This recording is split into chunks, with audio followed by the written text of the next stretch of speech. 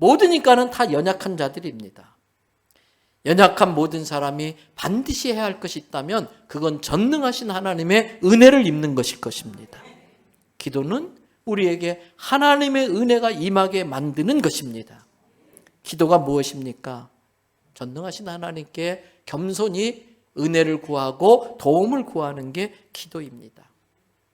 우리의 능력은 우리가 가진 능력에 있는 것이 아니고 언제나 어디서나 하나님께 기도할 수 있다는 것과 그 기도하면 하나님이 들어주신다고 하는 믿음에 우리의 능력이 있는 줄로 믿습니다.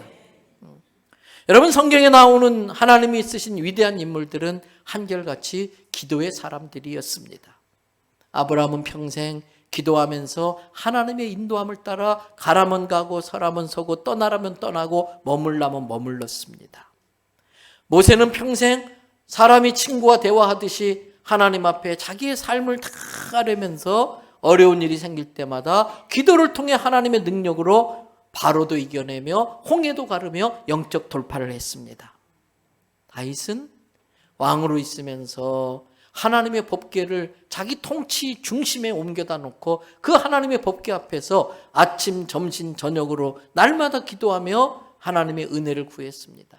그때 다윗이 하나님께 했던 그 아름다운 기도들이 시로 모아져서 묶여진 게 우리가 잘 아는 시편인 것입니다. 느헤미야는 바벨론 포로에서 돌아왔는데 처참하게 무너진 예루살렘 성벽을 보면서 안타까워 견딜 수 없었습니다. 또다시 이방 민족이 이 예루살렘을 치러 온다고 하는 소식이 들려오는데 그 성벽을 재건해야 되는데 자기에게 주어진 시간은 50일밖에 없었습니다. 모두가 불가능하다고 할 때에 느헤미야는 같이 기도하는 사람들과 함께 기적적으로 예루살렘 성벽을 50일 만에 재건하고 그 민족을 지키는 데 쓰임받은 것입니다.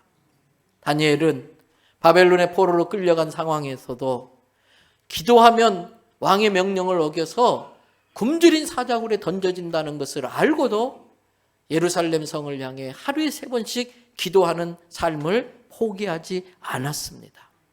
한나는 기도로서 사무엘 같은 위대한 인물을 자식으로 낳고 키울 수 있었습니다. 에스더는 죽으면 죽으리라고 하는 목숨 건 기도를 통해서 자기 민족을 위기에서 구해낼 수 있었습니다. 성경은 야고보서 5장 17절 18절에서 이렇게 말합니다. 엘리야는 그 다음 뭐라고 되어 있습니까? 우리와 성정이 같은 사람이로되. 조금 전에 나열했던 그 모든 사람들이 우리보다 잘난 게 없는 사람들이라는 것입니다. 그 대단한 선지자 엘리야 선지자도 우리와 성정이 똑같아서 아브라함과 같은 믿음으로 엘리야와 같은 믿음으로 그렇게 똑같이 기도하면 우리에게도 그들이 받았던 기도의 응답이 이루어진다는 의미인 것입니다. 엘리야는 우리와 성정이 같은 사람이로되 그가 비가 오지 않기를 간절히 기도한 즉 3년 6개월 동안 땅에 비가 오지 아니하고 다시 기도하니 하늘이 비를 주고 땅이 열매를 맺었느니라 그랬습니다. 때문에 여러분, 우리의 삶의 기도가 얼마나 중요한지 모릅니다. 우리가 만일 기도하지 않는다면 첫 번째 따라하십시다. 큰 손해를 보는 일이다. 가장 큰 손해를 보는 일이다. 우리가 손해보기를 얼마나 싫어합니까? 몇천 원짜리 물건 살 때도 사기 안 당하려고 속지 않으려고 비싸게 사고 싶지 않아서 깎고 또 깎습니다. 자그마한 손해도 보려고 하지 않는데 기도하지 않는 것은 그것과 비교할 수 없는 가장 큰 손해를 보는 겁니다. 예수님께서 마태복음 7장 7절 8절에 말씀하셨습니다. 구하라 그리하면 너희에게 주실 것이요 찾으라 그리하면 찾아낼 것이요 문을 두드리라 그리하면 너희에게 열릴 것이니 8절 말씀 다 같이 읽어봅니다. 구하는 이마다 받을 것이요 찾는 이는 찾아낼 것이요 두드리는 이에게는 열릴 것이니라. 여러분 그렇습니다. 누구에게 젖을 줍니까? 누구에게 젖을 줍니까? 우는 애에게 줍니다. 애가 아무리 배고파도 울지 않으면 엄마는 애가 배고픈지 몰라요. 우는 애에게 젖을 줍니다. 오늘 예수님께서 구하는 자에게 주신다고 그랬어요. 구하지 않으면 안 주는 거예요. 그래서 예수님은 요한복음 16장 24절에서 지금까지는 너희가 내 이름으로 아무것도 구하지 아니하였으나 뭐라고 그랬어요? 구하라 그리하면 받으리니 너희 기쁨이 충만하리라. 너희가 나를 몰랐을 때는, 너희가 나와 상관없었을 때는 내 이름으로 구할 줄도 몰랐고 구하지도 않았지만 이제 나를 구세주로 믿는 너희는 내 이름으로 구할 수 있는 자격이 생겼다. 구하라 그리하면 받으리니 그것으로 인하여 너희 기쁨이 충만하리라는 말씀이에요. 때문에 기도하지 않는 것은 기도하지 않는 걸로 끝나는 것이 아니라 가장 큰 손해를 보고 있는 겁니다. 우리가 기도할 때에 하늘문이 열려집니다. 하늘의 신령한 꽃과 이 땅에 기름진 것으로 주님께서 부어주십니다. 또 기도하지 않는 것은 따라합시다. 자신을 가장 위험한 곳에 방치하는 것이다. 여러분, 사단은 삼킬 자를 호시탐탐 노리고 다녀요. 기도는 전쟁에 나가는 군인이 갑옷을 입는 것과 똑같은 거예요. 기도는 전쟁에 나가는 군인이 무장하는 것과 똑같은 거예요. 기도하지 않으면 사단의 공격에 무방비 상태가 됩니다. 가장 위험에 자기를 노출하는 겁니다. 작은 공격에도 치명타를 입을 수 있는 것입니다. 베드로 얼마나 대단한 베드로입니까? 예수님의 수제자입니다. 그런데 예수님이 십자가 지시기 전날 겟세마네 동산에 데리고 가서 같이 기도하자고 했는데 기도하지 않았어요. 그 다음날 여자아이가 너도 예수와 한 패지 그 말에 기겁을 하고 예수를 저주하고 욕하고 도망쳐버렸어요. 그 여자아이의 조그마한 공격에도 베드로는 치명타를 입고 도망친 거예요. 여러분, 기도에 실패했기 때문에 십자가 지는 일에 실패한 거예요. 예수님도 그 기도에 실패했다면 십자가 질 수 없었겠지만 그 전날 밤 기도에 성공했기 때문에 십자가 지는 일을 감당할 수 있었던 것입니다. 기도에 실패하면 십자가 지는 일에 실패합니다. 십자가 지는 거 실패하면 십자가 진 자에게 주는 의의 면류관을 받아 쓰지 못하는 겁니다. 기도는 하나님께서 우리에게 주신 가장 강력한 무기예요. 아무리 미사일 성능이 좋으면 뭐합니까? 사용하지 않으면 소용이 없어요. 기도는 가장 강력한 미사일보다 더 강력한 건데 기도하지 않으면 그 기도의 성능, 기도의 효력, 기도의 능력을 우리는 경험할 수 없는 것입니다. 다니엘서 6장에 보니까 포로로 끌려온 주제에 자기들보다 높은 자리에 올라가고 왕의 사랑을 독차지하는 다니엘을 시기하는 무리배들이 있었어요. 그래서 그들이 계략을 꾸밉니다. 그걸 안 다니엘이 6장 10절을 보세요. 다 같이 함께 읽습니다. 다니엘이 이 조서에 왕의 도장이 찍힌 것을 알고도 자기 집에 돌아가서는 윗방에 올라가 예루살렘으로 향한 창문을 열고 전에 하던 대로 하루 3번씩 무릎을 꿇고 기도하며 그의 하나님께 감사하였더라. 모르는 게 아니었어요. 알고 있었어요. 기도하다가 들키면 죽는다는 걸. 몰래 하는 것도 아니었어요. 다니엘을 잡기 위한 계략이기 때문에 이 조서를 발표한 다음에 그 다니엘을 잡으려는 사람들은 다니엘만 감시하는 거예요. 기도 하나 안 하나. 그거 알고 있었어요. 그래도 다니엘은요, 전에 하던 대로, 늘 하던 대로 예루살렘을 향한 창문을 열어놓고 하루에 3번씩 하나님께 무릎 꿇고 기도하며 하나님께 감사했다는 거예요. 여러분, 바로 걸려들었지요. 이미 도장을 찍었는데 왕이 어쩔 수 없이 다니엘을 굶주린 사자굴에 집어 던지라고 합니다. 사자들이 다니엘을 건들지를 못해요.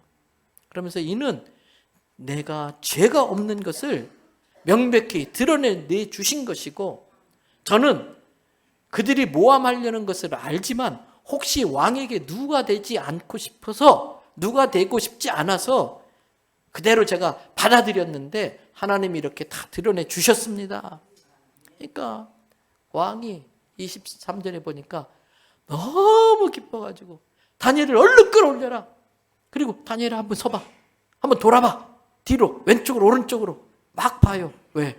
혹시라도 끌킨 데라도 있나 보려고. 말짱한 거예요. 그러면서 23절 뒤에 보세요. 왕이 뭐라고 그래요? 이는 그가 자기 하나님을 믿었기 때문에.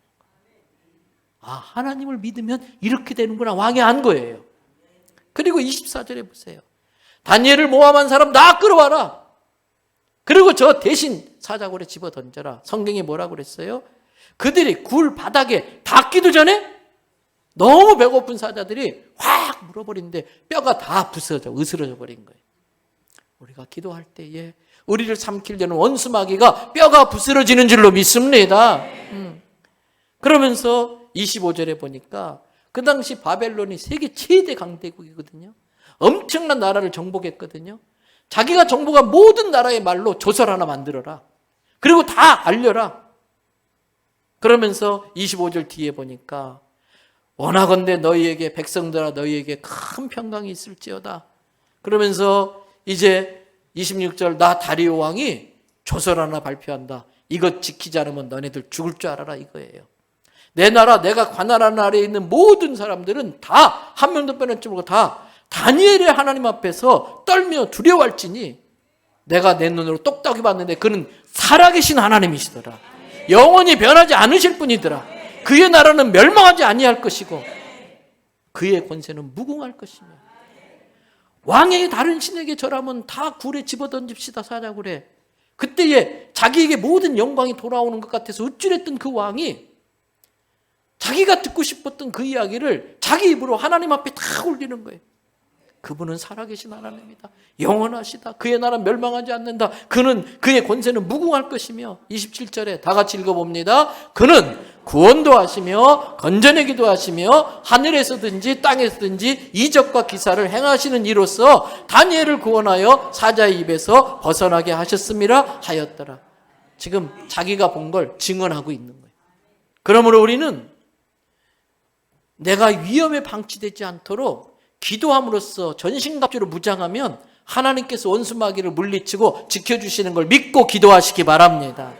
네 번째, 왜 우리가 기도해야 되는가? 기도하지 않으면 어떻게 되는가? 다 같이 기도하지 않으면 유혹에 빠진다.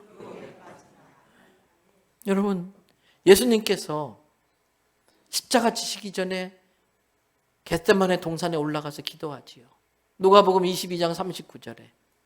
그런데 40절에 보면 그곳에 이르러서 예수님이 제자들에게 말합니다. 유혹에 빠지지 않게 뭐 해라? 기도해라. 그리고 예수님은 돌 던지면 닿을 만한 거리에 따로 떨어져서 막 기도해요. 근데 제자들은 다 자요. 예수님은 깨어 기도하셨습니다. 제자들은 잤습니다. 그 다음날 어떻게 됐을까요? 예수님께도 유혹이 왔습니다. 할 수만 있다면 이 잔을 내게서 그냥 지나가게 하시면 안 될까요? 그랬지만 예수님의 결론은 그러나 내 원대로 하지 마시고 아버지 원대로 하십시오. 유혹을 이겨냈어요. 그러나 앞에서 말씀드렸듯이 다른 제자들은 말할 것 없이 다 도망쳤고 그나마 용기를 내서 베드로가 혼자 예수님 십자가 지는 곳에 따라갔지만 여자아이 하나가 너도 예수 안 패지 그 말에 기겁하고 예수를 저지하고 도망갔잖아요. 그 사단의 유혹과 공격에 넘어간 것은 그 전날 기도에 실패했기 때문에. 십자가 지는데 실패한 이유는 기도에 실패했기 때문이에요. 기도에 승리할 때에 십자가 지는 승리를 할 수 있는 거예요. 십자가 질 때에 no cross, no crown. 십자가 없이는 크라운, 면류관도 없다. 그러나 십자가를 질 때에 주께서 우리에게 의의 면류관을 주실 줄을 믿습니다. 다섯 번째, 우리가 왜 또 기도해야 되는가? 기도하지 않으면 어떻게 되는가? 기도하지 않으면 주의 뜻을 분별할 수가 없어요. 여러분, 오늘 본문 베드로전서 4장 7절 이런 구절은 그냥 외우셔야 돼요. 만물의 마지막이 가까이 왔으니 그러므로 너희는 정신을 차리고 근신하여 기도하라. 지금 뉴스에 보는 모든 뉴스의 내용들은 이미 오래전에 성경에 예언되었던 것들이에요. 지금 우리 눈앞에 나타나는 모든 기후현상, 모든 전쟁의 소식들, 모든 지진, 홍수, 이것은 이미 성경에 앞으로 이런 일이 일어날 거라고 예언한 것들이 지금 나타나고 있어요. 정말 말세의 마지막 때가 가까운 거예요. 근데 이 마지막 때는요, 우리의 정신을 혼미케 하는 것들이 얼마나 많은지 몰라. 정신 차리시기 바랍니다. 근신하라. 근신이 뭐예요? 할 거 다 하지 않는 거예요. 여러분, 우리는 기도를 통해서 마지막 때에 주의 뜻이 무엇인지를 알아서 분별해서 주의 뜻대로 살아야 할 줄 믿습니다. 여섯 번째, 왜 우리가 기도해야 되는가? 성경에 보니까 억울한 일 당하고 원통한 일 당할 때에 낙심할 수 있는데 낙심하지 않기 위해 기도하라고 그랬어요. 우리가 살다 보면 인생에 어려운 일이 얼마나 많은지 몰라요. 맨정신으로 그냥 내 능력으로 하면은 지치다가 나는 낙심해져. 절망리에 빠져요. 그래서 누가복음 18장 1절 말씀에 다 같이 한번 읽어봅니다. 예수께서 그들 기도하고 낙심하지 말아야 할 것을 비유로 말씀하여, 항상 기도함으로 낙심하지 말 것을 비유로 말씀하는데 그 다음 내용이 뭐냐면 어떤 못된 재판장이 있었어. 아주 불의한 재판장이야. 돈 받고 그냥 다 재판 엉터리로 하고. 근데 한 과부가 억울한 일을 당했어. 과부라고 무시당하고 암만 가서 하소연해도 아무도 안 들어줘요. 이 재판장한테 가서 그렇게 이야기하는데 이거 가져와. 안 들어줘요. 이것도 안 갖고 네가 무슨 날 찾아왔냐. 그래도 이 과부는요 계속 찾아간 거예요. 그랬더니 불의한 재판장이 야, 징그러워 죽겠다. 내가 안 들어주면 들어줄 때까지 저럴 것이니 빨리 들어주고 끝내는 게 낫겠다. 예수님이 하신 이야기예요. 그 이야기 한 다음에 예수님이 누가복음 18장 6절부터 뭐라고 하는지 보세요. 6절에 주께서 이르시되 조금 전에 불의한 재판장이 말한 것을 너희가 들었지? 그러면서 7절에 불의한 재판장도 그러는데 하물며 불의한 재판장과 비교도 할 수 없는 하나님께서 그 밤낮 부르짖는, 그 다음 뭐라고 되어 있어요? 택한. 기도는 아무나 하는 게 아니에요. 사랑도 아무나 하는 게 아닌 것처럼 기도도 아무나 하는 게 아니에요. 하나님께서 택한 하나님의 자녀만이 기도할 수 있는 거예요. 그 하나님의 자녀라 믿음이 없는 사람은 암만 기도해봤자 소용이 없어요. 그 밤낮 부르짖는 택한 자들의 원한을 풀어주지 않겠느냐? 그들에게 오래 참겠느냐? 오래가지 않는다는 거예요. 그러면서 8절 내가 너희에게 알려줄 텐데 하나님은 속히 그 원한을 풀어주시리라. 근데 그 다음 재밌는 말이 나와요. 그런데 얘들아, 나 예수 인자가 마지막 때에 올 때에 이 세상에서 그런 믿음을 가지고 하나님께 밤낮 부르짖으면 택한 자의 구하는 걸 들어준다고 하는 그 믿음을 가지고 기도하는 자가 있겠느냐? 저는 예수님께서 우리 교회에서 그 믿음으로 기도하는 자들을 찾아내실 수 있기를 바랍니다. 하나만 더 왜 기도해야 되는가? 여러분, 야고보서 5장 15절 16절을 보세요. 믿음의 기도는 뭐라고 그랬어요?